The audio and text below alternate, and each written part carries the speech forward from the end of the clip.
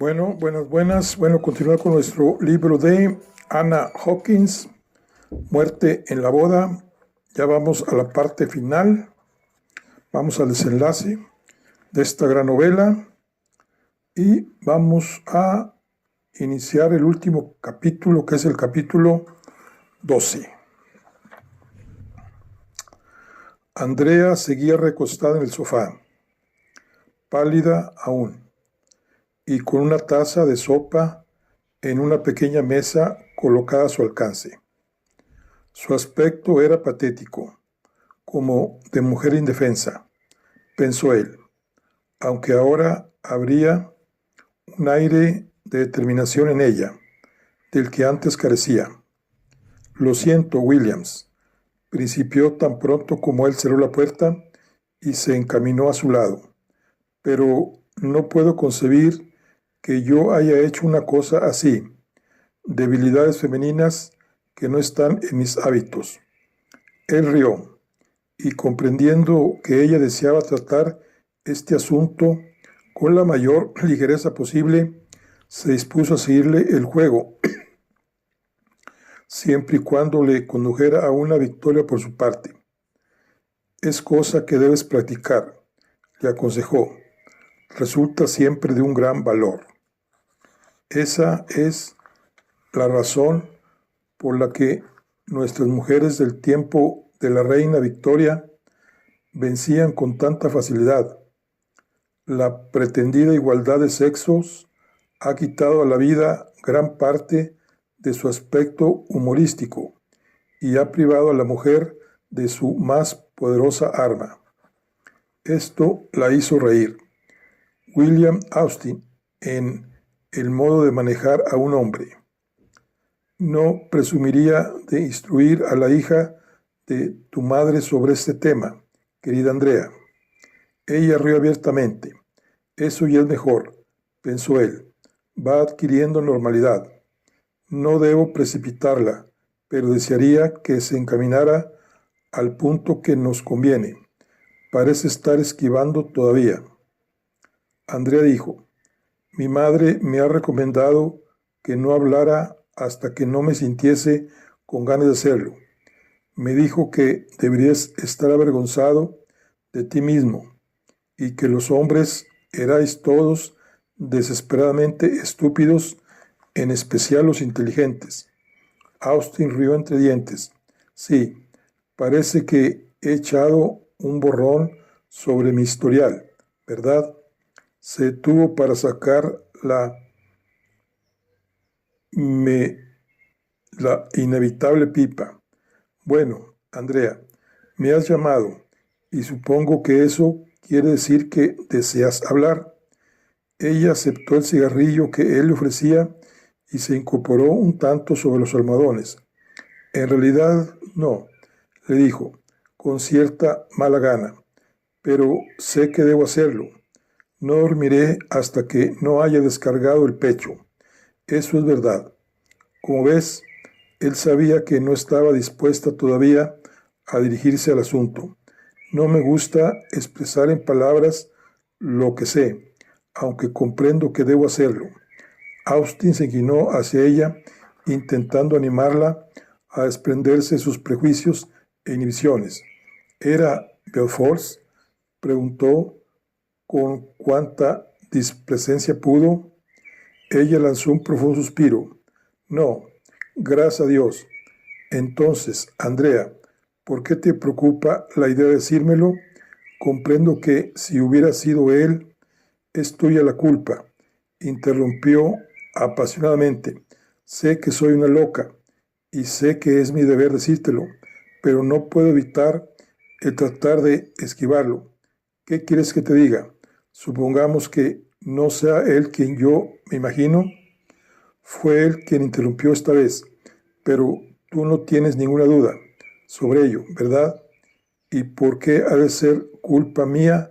De todos modos, por lo que me dijiste anoche en mi departamento sobre las torturas que los familiares del asesino habrían de experimentar, especialmente su madre. Al decirlo tembló y se tapó los ojos con las manos. Él le habló con dulzura. Te comprendo, querida Andrea. Te atemoriza la idea de aceptar la responsabilidad de que a alguien le condenen por lo que tú digas, pero sabes al mismo tiempo que tu deber es decirlo.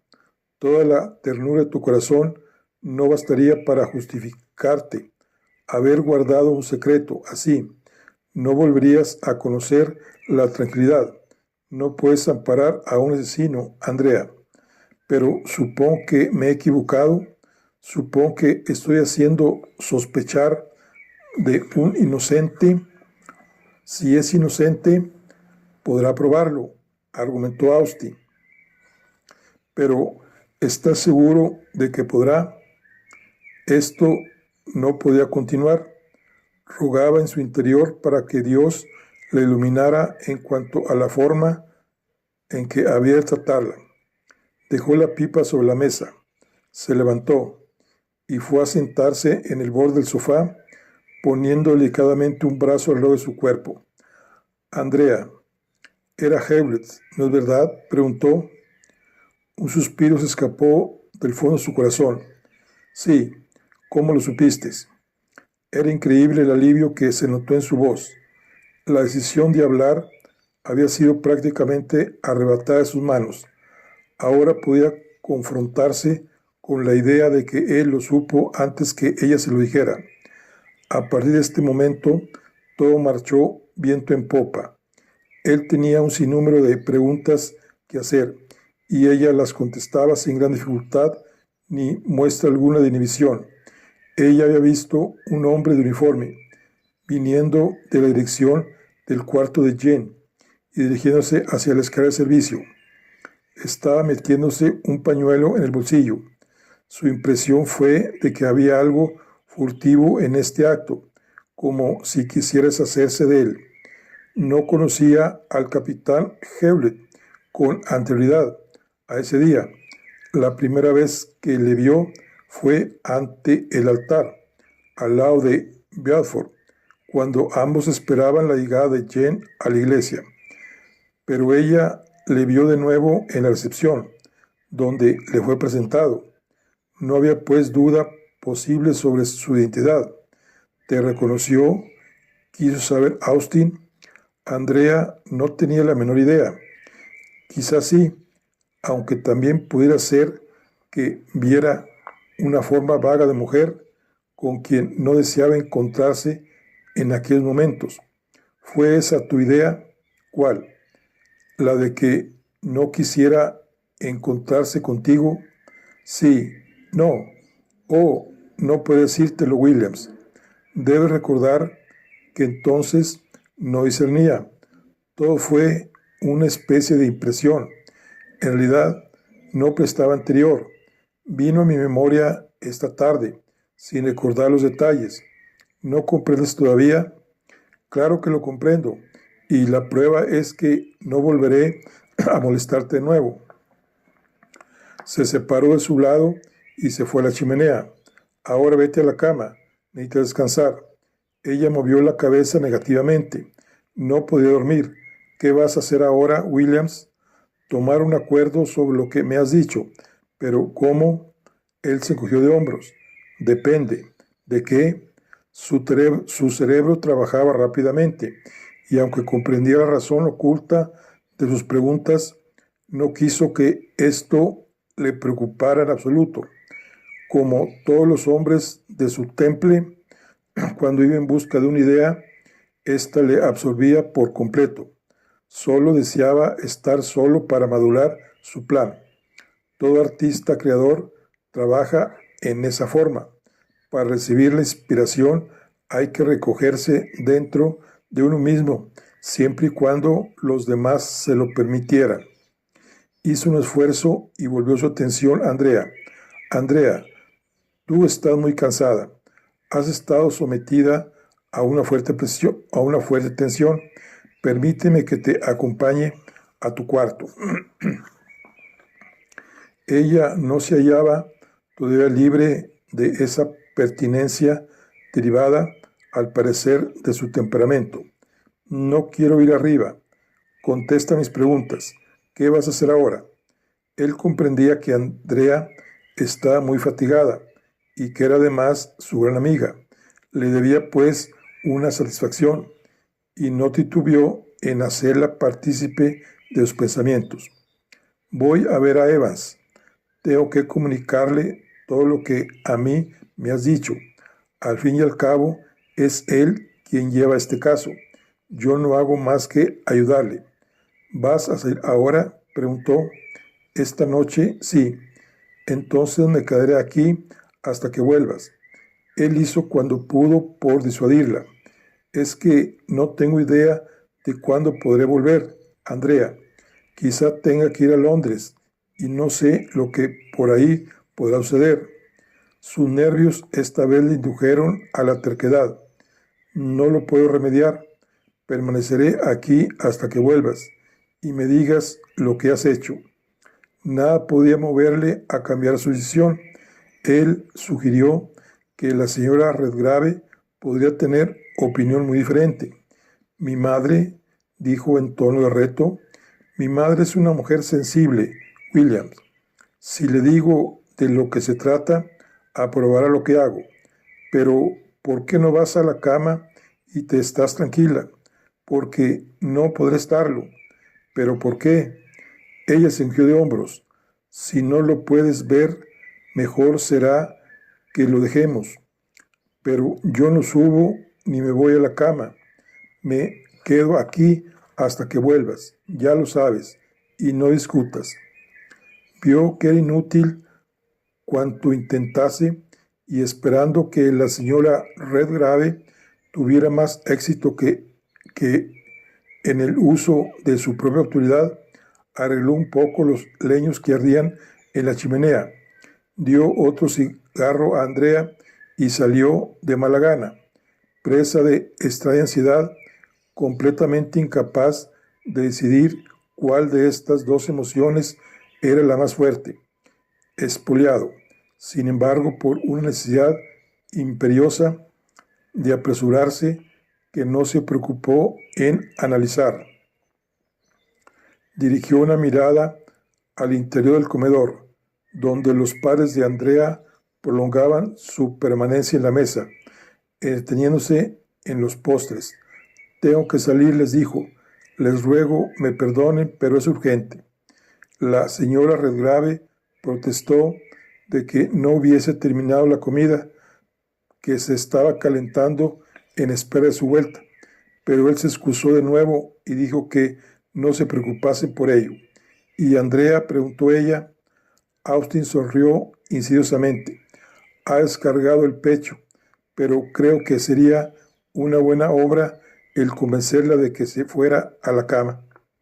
Salió apresuradamente para evitar posibles interrogatorios y se dirigió de nuevo al teléfono. El superintendente Evans se encontraba en la oficina central de la cabecera del distrito y Austin, que había tenido la precaución de conservar el coche con una buena provisión de combustible para un caso de apuro como este, se echó el abrigo gris sobre los hombros y partió en aquella noche estrellada y fría. Al llegar a la estación, se encontró con Evans esperándole. ¿Hay algo nuevo, señor?, preguntó con ansiedad cuando ambos se hubieron sentado ante el fuego. Austin asintió con la cabeza. Parece que estamos al fin sobre la verdadera pista. Los pedazos del rompecabezas empiezan a encajar unos con otros. Concisamente les puso las varias informaciones que había podido recopilar. Como usted ve, dijo al terminar, si la señorita Redgrave puede identificar a Hewlett como al hombre que ella vio en el pasillo la tarde del crimen, podemos decir que vamos llegando a una conclusión. Tenemos que arreglarnos de forma que ella pueda echarle un vistazo mañana. Ya hablaré yo eso con Jars. Bien, contestó el superintendente con satisfacción. Creo que yo también.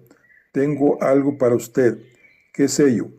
Creo que hemos logrado desbaratar la coartada del capitán Hewlett, uno de los jardineros de Chetwood Place, vendrá dentro de unos cuantos minutos y creo que tiene algo importante que decirnos. Ajaja. ¿Y cómo consiguieron eso? Antes que Evans pudiera contestar, sonó el teléfono, que produjo una gran expectación en la sala. El superintendente levantó el auricular y escuchó con gran atención. Después lo repuso en su sitio y se volvió a Austin. Dicen que esté alerta para una llamada especial del Yards, comandante, dentro de unos 15 minutos. Austin hizo un gesto de asentimiento y encendió la pipa que se le había apagado unos momentos antes. Llamaron a la puerta y entró un agente de uniforme. Jones, el jardinero del Place, señor. Hágalo pasar, ordenó Evans. Entró un típico jardinero de pueblo. Ah, Jones, dijo Evans acogedoramente. Me alegro que hayas venido. Como usted ya sabrá, quiero hacerle algunas preguntas acerca de la muerte de Jim Foster, de algo que pasó en la tarde de la boda. Usted estaba a cargo del servicio exterior, de los coches, del estacionamiento y de todo lo demás, ¿no es verdad? Sí, señor. Siéntese, Jones, dijo Austin.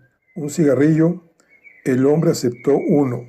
Austin se lo encendió y Evans se encargó del interrogatorio. No es nada importante lo que queremos saber de usted, le aseguró al ver su nerviosidad a la vista de los representantes de la ley.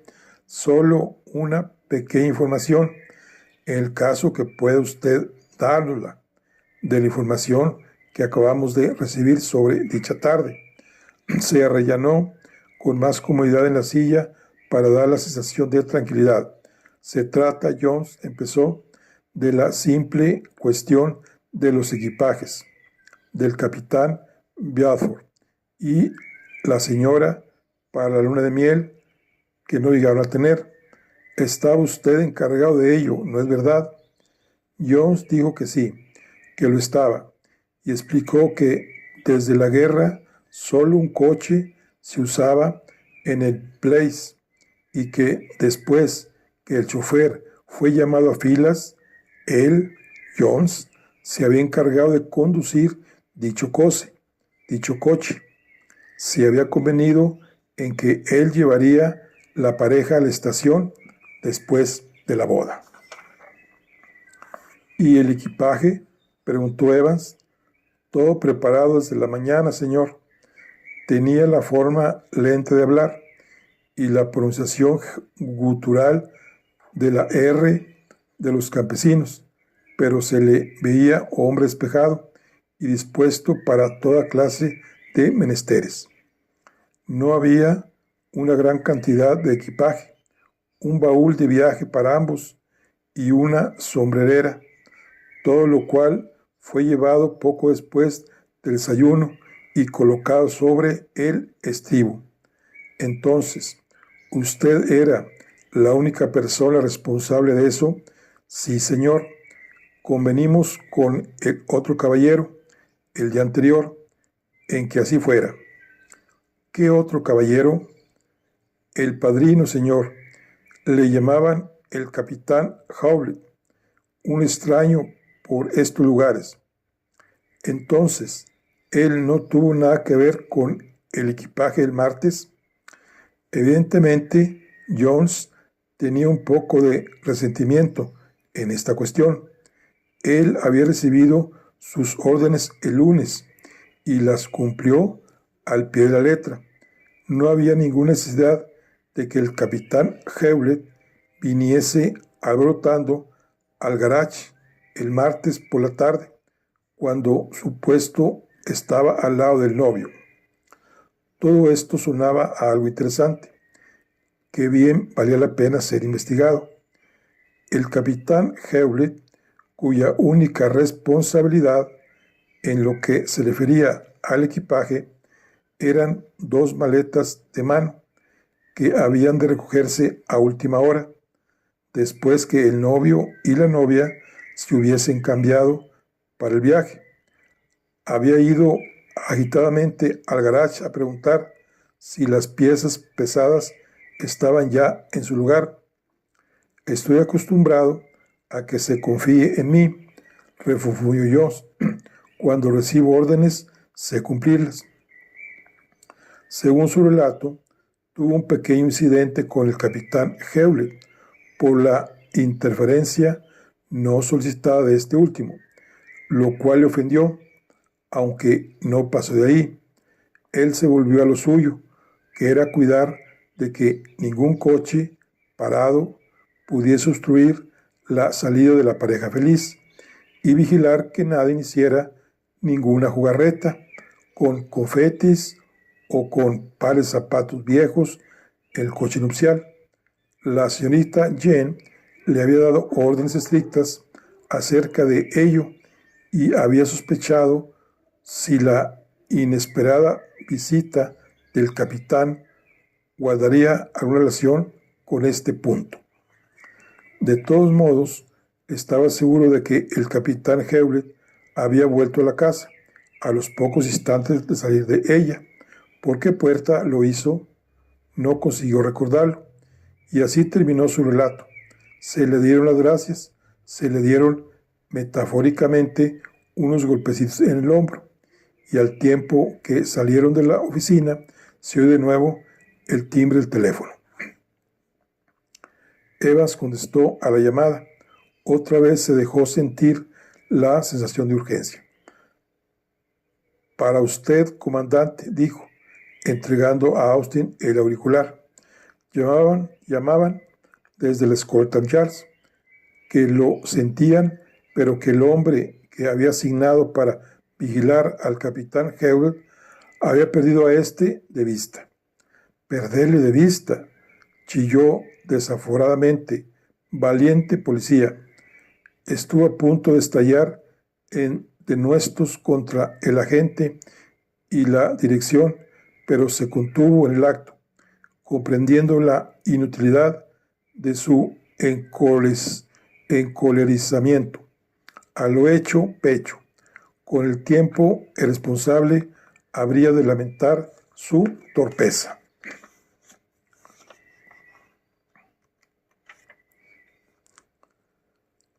¿Ha sido interrogado?, preguntó con dureza. Sí, señor, lo hizo Harris. Dijo que las respuestas del capitán no eran muy satisfactorias, que se había contradicho en más de una ocasión y que después se cerró en banda y no quiso volver a hablar. Harris ha emitido el informe. ¿Quiere usted que se lo lea? Ahora no, pero quiero que esté aquí a primera hora de la mañana. Lo que han de hacer ustedes ahora es encontrar a Hewlett, y pronto. Dio unas cuantas instrucciones y colgó el aparato. Esos idiotas han perdido el rastro de Hewlett, dijo a Evans, refrenándose para no salpicar su informe con palabras de mal gusto, pero gráficas como para el caso. Fue a un bar a tomar una bebida y al memo que le vigilaba no se le ocurrió pensar que casi todos estos lugares tienen dos puertas de salida, el truco más antiguo que uno puede imaginarse. Voy a hacer que lo despellejen. Bueno, la cuestión es que se nos ha escapado. Evans silbó.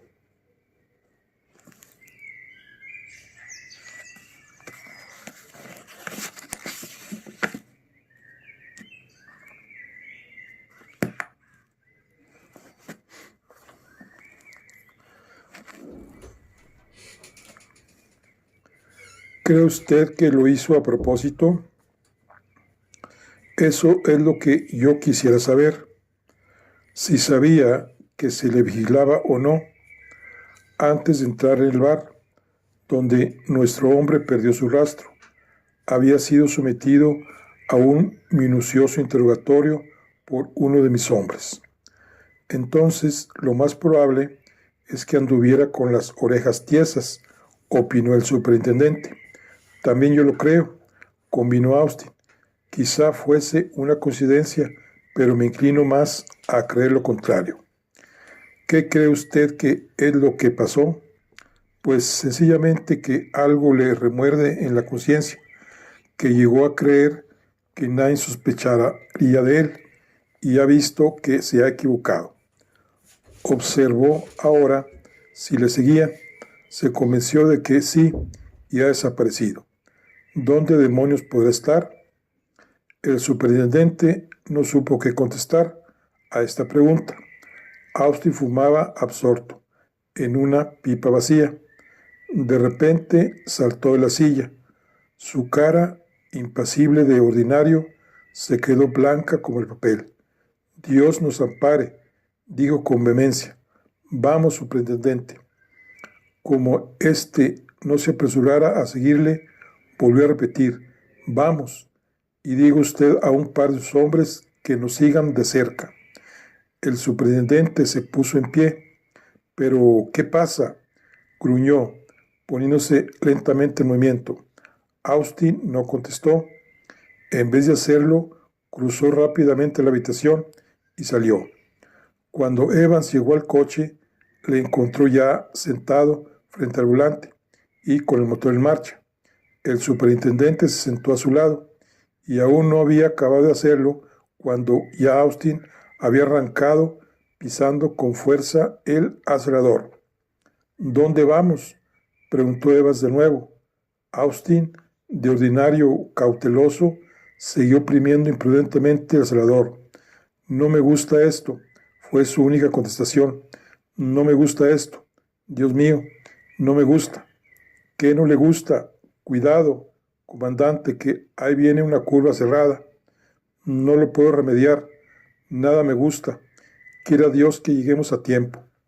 Evans se quedó meditando sobre estas palabras mientras el coche patinaba y se balanceaba al salir del recodo y entrar en un trozo recto y bien pavimentado de carretera. Después respondió como contestando a su reflexión. ¿Teme usted que Hewlett pueda venir en dirección a estos lugares? Hay una desagradable posibilidad. Estoy procurando ponerme en su lugar en el supuesto de que sea culpable y que se haya percatado de que se le sigue. ¿Qué haría yo en estas circunstancias? ¿Qué haría usted? Evans comprendió la argumentación. Tratar de cortar las fuentes de información antes que fuera demasiado tarde. Austin, sin aflojar un solo momento el acelerador, contestó. Sí, es posible, muy posible que él supiese que la señorita Redgrave le había visto salir del cuarto de Jens. Mientras no nos preocupamos de él, le cupo la duda de sí. En realidad le habría reconocido ni visto siquiera. Ahora, después de haber sido interrogado por Harris, las cosas han variado y habrá pensado en la única persona que podría delatarle, la señorita Redgrave. Si yo estuviera en su lugar, decidiría no correr riesgos y eliminar cualquier testigo de calidad. ¿Comprende usted la causa de mi preocupación? Evans le interrumpió. Comandante, amaine usted un poco la marcha. A este paso nos vamos a estrellar los dos y no sé qué fruto podremos sacar entonces de nuestros quebraderos de cabeza. Austin separó un poco el pie del acelerador. Pero temo algo, superintendente. Cada minuto que pasa me convenzo más y más de que es Hewlett el asesino. Hasta lo del éter.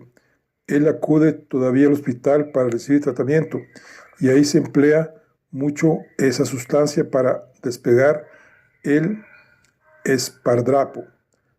Hay probablemente una botella en cada una de las mesitas de socorro y no le hubiera sido nada difícil haberse quedado con una de ellas. Un gran trecho de camino parecía recto y Austin volvió a pisar a fondo el acelerador. Evans miró por la ventanilla de su izquierda. Chetwood Green informó. Tomó el recodo que le desviaba en la carretera principal a velocidad un tanto excesiva y paró. Austin frente a las cerradas verjas de la casa de los Redgrave, entre chirridos de frenos y estrépito de puertas que se abrían y cerraban. Dejaremos el coche aquí, dijo. Es preferible no anunciarnos por si ocurre algo desagradable. La ansiedad que había en su voz era manifiesta. Evans intentó tranquilizarle. No hay ninguna razón para suponer que haya podido ocurrir algo. No hay ninguna razón, es verdad, pero no puedo evitar esta intranquilidad. La casa estaba sumida en profunda oscuridad, circunstancia perfectamente natural dada la hora que era. Entonces ambos, con una llave que Austin tenía, se movía con su apresuramiento silencioso que delataba su estado de agitación. Una tenue claridad se reflejaba en el vestíbulo. Se acercó a la puerta del estudio y la abrió. Todo era quietud y sombras en su interior. Buscó a tientas el interruptor y el cuarto sin de luz. Andrea yacía inmóvil sobre el mismo sofá donde él la dejó, pero con un almohadón sobre la cara. Se dirigió rápidamente a ella y al quitar el almohadón, un olor penetrante a éter se extendió por la habitación. «Abra la ventana», ordenó. Evan descorrió las cortinas, pero la ventana estaba ya abierta, de par en par. «Por ahí se escapó», murmuró en voz queda. Austin no lo escuchaba siquiera. Tenía el oído aplicado sobre el corazón de Andrea y los dedos pulsando una de sus muñecas. «Está bien», dijo con alivio. «Por lo menos respira. Levante usted a los de la casa, Evans». Él continuó prestando sus cuidados a Andrea. La señora Redgrave bajó apresuradamente la escalera envuelta en una bata de dormir. «¿Qué pasa?», preguntó. «Sofocación», dijo Austin, con la brutalidad obligada por las circunstancias. Evans vio que su presencia no era necesaria ahí y decidió ganar tiempo. Se oyó el ruido de una motocicleta que se acercaba en dirección a la casa y se descolgó por la ventana que solo le separaba una corta distancia del suelo. Dos hombres se acercaron, quejándose del chorro de luz que se proyectaba en el jardín a través del espacio libre entre las cortinas. «No nos ocupemos de momento por el apagón», ordenó el superintendente. «En marcha». En pocas palabras, les puso al corriente de lo que ocurría, instruyéndoles al propio tiempo de lo que tenían que hacer. Hará solo unos pocos minutos que ha salido, pues de otro modo la hubiéramos encontrado muerta. Quizá tenga un coche, aunque lo pongo en duda. Tampoco conoce bien esta vecindad. Registren primero la estación, pues hay un tren que no tarda en llegar». Con esto les despidió y quedóse él a inspeccionar el jardín y las casas cercanas. Volvió a la casa al poco tiempo, con las manos vacías, pero satisfecho de no haber pasado por alto rincón ni detalle alguno. El coronel Redgrave estaba al teléfono, intentando en vano comunicarse con un doctor, pero al entrar Evans en el estudio, pudo ver con satisfacción que la urgencia de la llamada era ya innecesaria. Andrea había recuperado el conocimiento. Austin tenía uno de sus brazos a su alrededor y con la mano libre sostenía un vaso que acercaba a sus labios. La señora Redgrave entró trayendo consigo una cafetera, una taza y una botella de agua caliente. Austin arregló los almohadones y dejó a Andrea a los cuidados de su madre, mientras él se dirigía a correr de nuevo las cortinas. Después se dedicó a escuchar el informe del superintendente. «Bien», dijo, «aprobado todo lo hecho por Evans. Ella hablará dentro de unos minutos». Al decirlo miró en dirección a Andrea. «Y podrá confirmarnos que fue Herbert el autor de todo esto». Gracias a Dios que conseguimos llegar a tiempo. Evans sonrió. No tengo más remedio que perdonarle los sustos que me dio usted en la carretera. Austin consiguió a su vez sonreír. Lo peor de su ansiedad había pasado. Después oyó a Andrea decir algo en voz baja a su madre. Se acercó a ella. Fue Hewlett, ¿no es verdad? Ella sintió con el gesto. ¿Cómo ocurrió? No la moleste a usted ahora, Williams, ordenó la señora Redgrave con aspereza. Lo siento, pero tengo que hacerlo. Estoy bien, mamá, dijo Andrea. Williams debe saberlo. Se volvió a Austin. Como te dije, te estaba esperando. Mis padres se acostaron muy temprano. Alicia, la doncella, estaba en la cocina y toqué el timbre para pedirle que me calentara un poco de leche antes de retirarse a descansar. Volvió con la leche y me dijo que un caballero deseaba verme. Me dijo que su nombre era el capitán Bedford. No supe negarme y le dije que pasara. La habitación estaba casi a oscuras, pues solo tenía la pequeña lámpara que utilizo para leer, y no fue sino hasta después que Alicia se hubo marchado cuando me di cuenta de que era el capitán Hewlett el que se hallaba a mi lado. Sentí un fuerte olor a éter y recuerdo que luché, luego algo que me oprimía la cara, después nada. Suspiró y a continuación añadió: te debo la vida, Williams. De no haber sido por ti, habría muerto como Jane. Él rehuyó el tema. Ahora a la cama, Andrea. El superintendente y yo te ayudaremos. Como ya hiciera con anterioridad en aquella noche, movió la cabeza negativamente. No puede dormir. Tengo que saber el final de todo esto. Bebió unos sorbos de café que su madre le instaba a tomar y después miró a Austin. Williams, ¿qué quieres ahora? Me alegro de lo que ha sucedido. ¿Que te alegras? Sí. Como ves, me rebelaba contra la idea de tener que esterilizar mi recuerdo, de denunciar a alguien sin tener una absoluta seguridad. Ahora ya es diferente. Ha querido matarme y comprendo que tenía razón. No debe ampararse a gente así. De pronto se oyó un gran ruido de voces airadas y pasos. Evan salió a toda prisa de la habitación. Volvió a los pocos instantes y habló aparte con Austin, quien pareció asentir a sus palabras. Señorita Redgrave, solicitó Evans, ¿quiere usted identificar al hombre que le atacó? ¿Qué hago, Williams? Preguntó. ¿Quieres decir que le han arrestado? Sí.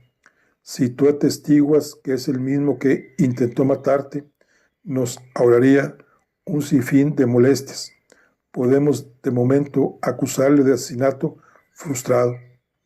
Accedió con disgusto y a pesar de las protestas en contra de la señora Redgrave, Philip Hewlett, esposado y entre dos policías, fue llevado a su presencia.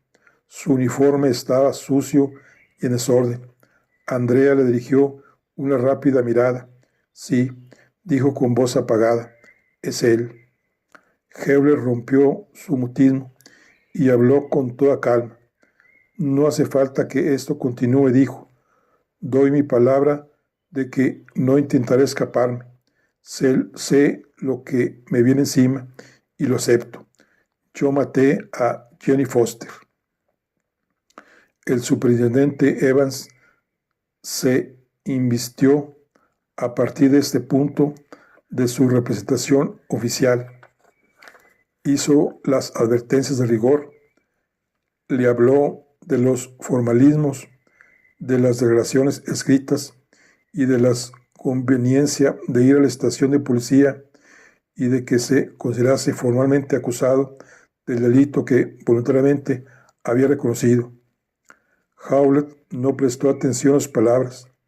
Deseo hablar, dijo, pero ha de ser aquí y en este momento. Lamento lo ocurrido con la señorita Redgrave y deseo que ella me escuche las razones que tuve para hacerlo. Austin tomó cartas en el asunto. Suplicó a Evans que se apiara un tanto de los mandatos oficiales de su conciencia y permitió a Hewlett que se sentara mientras uno de los policías uniformados se disponía a tomar nota taquigráficas en su librito de apuntes. Hewlett hablaba como si recitase un sueño, sin matiz en la voz, impersonalizado. No fue mi intención matar a Jane, empezó. Su muerte fue accidental. Les diré lo ocurrido. La conocí y me enamoré de ella. Salimos juntos en cierta ocasión. La creí un ángel. Quise casarme con ella, pero se negó a acceder a mi deseo. Poco después me dejó, diciendo que todo había terminado entre nosotros, que no quería volver a verme. Ni siquiera consintió darme una sola razón de su conducta. Así es que le escribí infinidad de cartas. Yo no sé hablar, pero sí escribir. Llené páginas y páginas describiéndole los momentos que habíamos pasado juntos, sin omitir detalle alguno. No se dignó a contestarme y esto me exacerbó. Después, Larry O'Brien empezó a aconsejarme. Fue siempre un gran amigo mío. Me dijo la clase de mujer que era, pero no quise en principio dar crédito a sus palabras. Luego fui serenándome y acabé por curarme de esa pasión. Más tarde me encontré con otra muchacha, una muchacha de verdad, tal como yo la hubiera soñado, y comprendí lo necio que había sido. Era casi una niña, todo candor e inocencia. Enterada Jen de mis nuevos amores, me telefonó y me dijo que conservaba mis cartas y que se querellaría por incumplimiento de promesa. En breves palabras, su idea fue el chantaje. Pagué lo que me exigía y me devolvió algunas cartas, no todas, la muy canalla. Por primera vez pudo notarse emoción en sus palabras, una muestra de cólera y asco. Austin le ofreció un cigarrillo que él aceptó y encendió, siguiendo a continuación su relato. Me amenazó con enseñar mis cartas a aquella pobre niña. De haberlo hecho, aquello hubiera puesto fin a nuestro idilio. No eran cartas para ser leídas por una muchacha decente. Tuve que seguir pagando. Aquel estado de cosas me impedía pensar en el casamiento. Ni siquiera me atreví a formalizar mis relaciones. Jen seguía negándose a verme. Me telefoneaba simplemente cada vez que necesitaba dinero. Poco después me enteré de su compromiso con Bedfords. Intenté prevenir a pero no solamente me contestó que sabía lo que hacía, sino que me pidió que fuese su padrino. Lo pensé, vi que era un modo de que ella no pudiese evitar el verme, y acepté. Me telefoneó 2 días antes de la boda. Me he enterado que vas a ser el padrino. Phils dijo, ay, qué gracia, pero no creas que esto te libra de mí. Así o con las palabras por el estilo. Me llevaré tus cartas en mi luna de miel y cuando me aburra me entretendré en releerlas. La sangre se me agolpó en el cerebro y lo vi todo rojo, de un modo o de otro. Estaba dispuesto a recuperarlas y tracé mi plan. Se detuvo como explorando sus propios pensamientos. En la sala reinaba el silencio más profundo. Se hubiera podido oír el vuelo de una mosca. Alguien había apagado la luz central y una pequeña lámpara alumbraba las caras de las personas ahí congregadas. En la chimenea solo quedaban unas cuantas ascuas, pero la temperatura agradable y el humo de los cigarrillos llenaba el ambiente.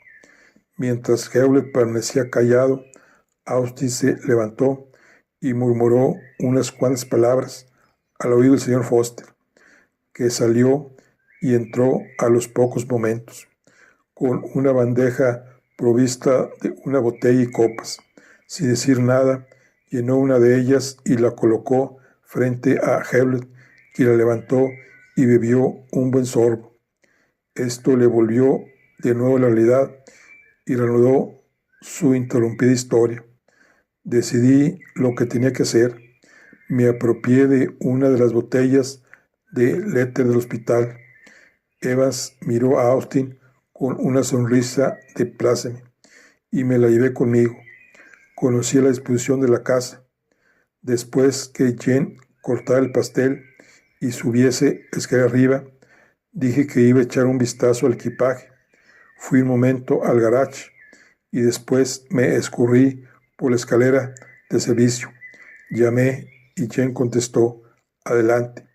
Estaba tendida en un canapé. Me detuve en la puerta y empapé el pañuelo en éter.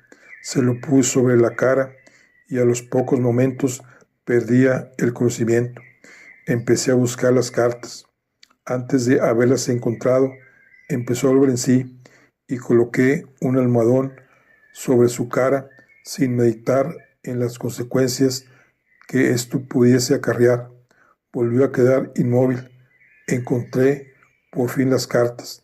Miré si estaban todas y me volví de nuevo hacia ella. Se detuvo y volvió a beber. No sé exactamente lo que pasó después. Creo que tiré el almohadón al suelo. Su cara tenía una expresión extraña. Abrí la ventana y acerqué a ella el canapé. Sentí miedo. Tuve la sensación de que había muerto y salí disparado de la habitación. No había tiempo que perder y bajé rápidamente por donde había subido. Respiró profundamente. Momentos más tarde me enteré que en realidad había muerto. Ya no había lugar a dudas. Sabía que la señorita Redgrave me había visto salir de su cuarto, pero nadie hizo alusión a ello de momento. Creí que todo marchaba bien. Sin embargo, seguí sintiendo miedo. Hoy me enteré de que la policía seguía mis pasos y pensé que, deshaciéndome de la señorita Redgrave, podía considerarme a salvo. Siento en el alma lo que hice después. Hubo otra larga pausa. El coronel Redgrave añadió unos leños al fuego. De repente, Hewlett pareció volver en sí. No fue mi intención matar a Jane, gritó con desesperación. Fue accidental, lo juro. Bajó la voz y continuó hablando con aquella voz inexpresiva y desprovista de toda emoción. Es verdaderamente lamentable, dijo, tener que morir por una criatura tan despreciable como Jane. El que Austin se viera envuelto en la muerte de Jane Foster tuvo su comienzo en el pisito de Andrea. Era muy natural que las últimas palabras sobre el caso fuesen también pronunciadas ahí. Solo unos pocos días habían transcurrido y una noche volvió a sentarse con Andrea frente al fuego de la chimenea. Las pesadas cortinas, esta vez cerradas con toda precaución, le separaban del resto del mundo. Hewlett ha muerto, le dijo. Murió en el hospital de la prisión. Su herida se inflamó, sobrevino la pulmonía y no hizo esfuerzo alguno por conservar su vida. Andrea dijo con voz queda: no sabes lo que me alegro que haya sido así, Williams. Qué duda cabe, asintió él, y añadió: a pesar de lo que quiso hacer contigo, a pesar de eso, en cierto modo no era culpa suya, se vio obligado a hacerlo, ni creo que estuviese en sus cabales desde el momento en que supo que había matado a Jean. También yo estoy seguro de eso. ¿Y eso no te prueba nada? No sabía lo que hacía, y todo nos trae el recuerdo de Jane, a su vida estéril y despreciable. También me alegro de que haya muerto. Mujeres así no deberían haber nacido nunca. Eso es lo que dicen todos cuando la conocieron, lo que demuestra que tengo razón en decirlo. Me alegro que todo haya pasado y que el pobre Hewlett pueda al fin descansar en paz. Dio un prolongado suspiro y añadió: ¿Y ahora qué vas a hacer, querido Williams? Austin se echó a reír. ¿Qué sé yo? Disfrutar de lo que me has dejado de mi permiso. Después, a la conquista de nuevos horizontes. Bueno, pues aquí concluimos lo que es nuestro libro, aquí concluimos nuestro club de lectura, terminamos lo que es El asesinato en la boda, una novela policíaca de Anna Hawkes. Nos vemos en la siguiente. Hasta luego.